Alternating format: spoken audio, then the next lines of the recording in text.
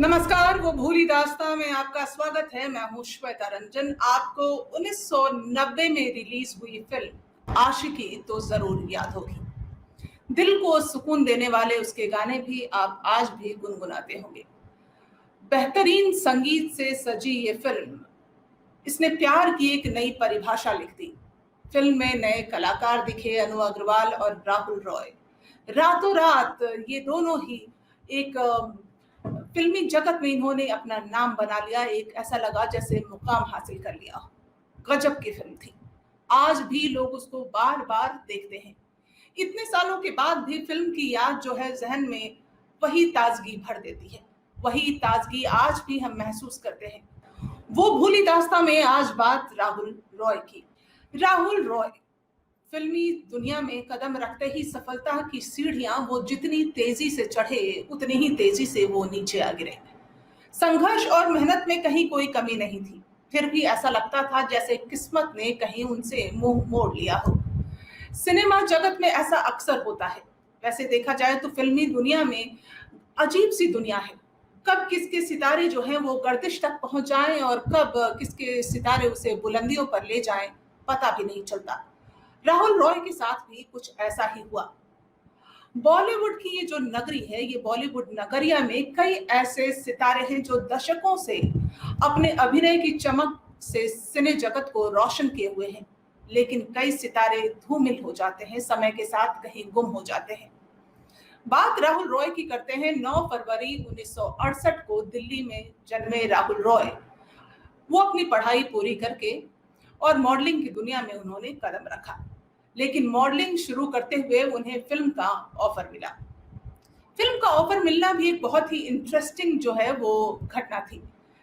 राहुल रॉय ने अपनी फिल्मी सफर की शुरुआत 1990 में की फिल्म आशिकी से, और महेश भट्ट के निर्देशन में बनी ये फिल्म बेजोड़ फिल्म थी। अपने समय की कामयाब फिल्मों में सबसे ऊपर की फहरिस्त में इसकी गिनती होती थी। राहुल को ये जो फिल्म मिली वो दरअसल उनकी माँ की बदौलत मिली। उनकी माँ जो थी वो एक इंदिरा रॉय 90 के दशक में एक बेहतरीन कॉलम राइटर थी, और इसी वजह से महेश भट्ट उनसे मिलने उनके घर जाते थे। तो एक दिन जब महेश भट्ट उनके घर पहुंचे और उन्होंने दीवार पर टंगी हुई राहुल की तस्वीर देखी तो बस इम्प्रेस हो गए।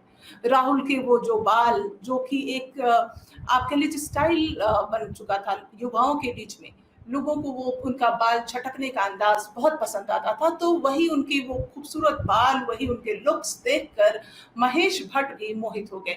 ऐसा इम्प्रेस हुए कि उन्होंने सोचा कि राहुल रॉय के साथ फिल्म करनी है, और फिल्म बनी आशिकी।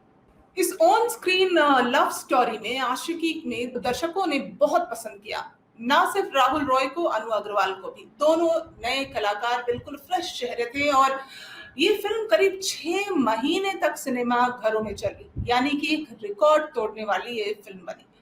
फिल्म की कहानी के साथ साथ इसके गाने जो थे सुपर हिट हो गए। और फिल्म में राहुल रॉय जो थे एक लवर बॉय की भूमिका में थे, और जो युवाओं के बीच में वो धड़कन बन चुके थे उनकी, और खासकर लड़कियां उन पर मरने लगी थी। एकदम बुलंद हुआ उनका सितारा, फिर कहीं ना कहीं डूब गया। फिल्म आशिकी ने राहुल रॉय को बुलंदी तो दी, लेकिन 6 महीने तक फिर उन्हें कोई और फिल्म नहीं मिली, कोई ऑफर नहीं आया। राहुल जाहिर सी बात है निराश हो गए थे कि एक बेहतरीन सुपर डुपर हिट फिल्म करने के बाद आखिर कोई ऑफर उनके रास्ते क्यों नहीं आ रहा। 6 महीने तक कोई फिल्म नहीं मिली, जिसकी वजह से राहुल रॉय काफी टेंशन में रहने लगे। लेकिन फिर अचानक उनके सामने फिल्मों की जैसे लाइन सी लग गई, कतार लग गई, और राहुल ने फटाफट 60 फिल्में, 1 2 नहीं, 4 नहीं, 10 नहीं, 60 फिल्में उन्होंने साइन कर ली।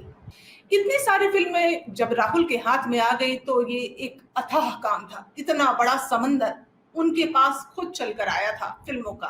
फिल्में ज्यादा थी और वक्त लिमिटेड था।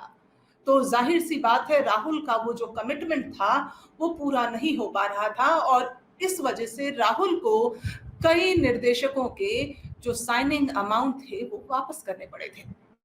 फिर एक फिल्म आई महेश भट्ट के निर्देशन में बनी हुई जुनून।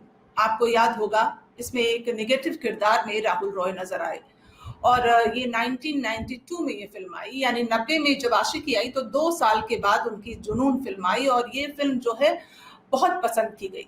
एक नेगेटिव भूमिका में एक हीरो को, एक लवर बॉय जिसको दर्शकों ने देखा था, एक नए अंदाज में देखा तो दर्शक एक बार फिर से उनके कायल हो गए और दर्शकों ने खूब सराहा। जुनून के अलावा 1992 में राहुल के एक के बाद एक कई फिल्में रिलीज हुई, जैसे सपने साजन के, जन्म, गजब तमाशा, दिलवाले, कभी न हारे जैसी फिल्में शामिल थीं। लेकिन अफसोस कि राहुल को किसी फिल्म में दर्शकों का उतना प्यार नहीं मिला जितनी की वो उम्मीद रख रहे थे, जो आशिकी में हुआ था। आशिकी के बाद उनके सितारे बुलंद थे, लेकिन अचानक से जो 60 फिल्मों का उनको ऑफर आया और उन्होंने साइन किया और फिर उनको साइनिंग अमाउंट वापस करने पड़े, ये सब इतनी तेजी से उनकी जिंदगी में हुआ कि राहुल समझ नहीं पाए। लगातार कई फ्लॉप फिल्में देने के बाद राहुल की जिंदगी में एक और फिल्म आई, महेश भट्ट निर्देशित फिल्म ही थी, फिर तेरी कहानी याद आई। इस फिल्म में उन्होंने काम किया। साल 1993 में ये फिल्म आई और स्मॉल स्क्रीन के लिए बनी थी, जो दर्शकों का प्यार पाने में ये फिल्म सफल हुई। फिर तेरी कहानी याद आई एक अच्छी फिल्मों में इसकी गिनती हुई और इसी साल बिग स्क्रीन पर रिलीज हुई राहुल की फिल्म गुमराह। महेश भट्ट द्वारा निर्देशित इस फिल्म में राहुल खलनायक के किरदार में दिखे थे। यानी कि राहुल ने ये सोचा कि एक लवर बॉय की इमेज को के बाद उनको जिस तरह से काफी लंबा इंतजार करना पड़ा, तो कुछ नए अंदाज में एक्सपेरिमेंट्स कर रहे थे। हालांकि राहुल की एक्टिंग की तारीफ हुआ करती थी, खलनायक में भी उनके अभिनय की खूब सराहना हुई, लेकिन राहुल को वो सफलता हासिल नहीं हुई जो आशिकी के बाद हुई थी। तो अपने फिल्मी सफर में आप देखिए कि फिल्मी करियर में शुरुआती में दिनों में अगर राहुल के पास जैसे फिल्मों की लाइन लगी, लेकिन राहुल का जो फिल्मी सफर था वो एक दशक भी टिक नहीं पाया।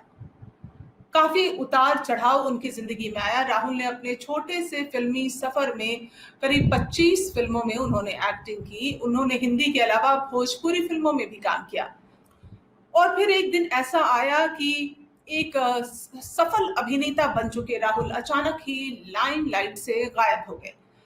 फिल्में उनके रास्ते नहीं आ रही थी। तमाम कोशिशों के बाद वो हारा हुआ महसूस कर रहे थे, जिस कारण वो भारत छोड़कर ऑस्ट्रेलिया चले गए और फिर कुछ सालों के बाद 2006 में बिग बॉस सीजन 1 में उन्हें देखा गया और वो इसमें विनर भी रहे। बीते दिनों आपने राहुल रॉय को अनु अग्रवाल के साथ कपिल शर्मा के शो में भी देखा होगा। इस शो में राहुल रॉय ने ये कहा था कि शाहरुख खान की फिल्म डर पहले उन्हें ऑफर की गई थी। तो एक सफल अभिनेता बन चुके थे, लेकिन कई बार होता है ना कि आप में तमाम गुर होने के बाद भी वो किस्मत जो है आपका साथ नहीं देती, या तो गलत फिल्मों का चयन या जो भी कह लीजिए। लेकिन महेश भट्ट के निर्देशन में कई फिल्में ऐसी उनकी जिंदगी में आई जो उनको सफलता देती रही। लेकिन जब वो ऑस्ट्रेलिया चले गए और फिर कपिल शर्मा के शो में दिखे, उसके बाद एक फिल्म कर रहे थे करगिल के ऊपर, ये गलवान वैली के ऊपर एक फिल्म थी जिस पर वो शूट कर रहे थे और उन्हें ब्रेन स्ट्रोक हुआ और -12 डिग्री टेम्परेचर, फिर उन्हें एयरलिफ्ट करके श्रीनगर लाया गया, उनका इलाज चला। हालांकि वो अब बिल्कुल स्वस्थ हैं, लेकिन राहुल की जिंदगी जो है तमाम उथल पुथल से भरी रही और उनकी ये जो फिल्म है line of actual control, live the battle, उसमें वो नजर आने वाले हैं। आपको अगर अपने एक पसंदीदा कलाकार को वापस स्क्रीन पर देखना है तो ये एक अच्छा मौका है। हालांकि उम्मीद यही करती हूँ कि राहुल की ये फिल्म जो है line of actual control, live the battle, ये जो फिल्म है इसमें आप अपने फेवरेट एक्टर को अगर चाहे तो देख सकते हैं और इस फिल्म के माध्यम से उनका जो सपना था एक बेहतरीन कलाकार बनके एक स्टारडम हासिल करने का, वो उनको जरूर हासिल हो। तो वो भूली दास्तां में आज थी बात राहुल रॉय की। अगले हफ्ते हम फिर मिलेंगे आपसे। आप मुझे अभी दीजिए इजाजत। नमस्कार।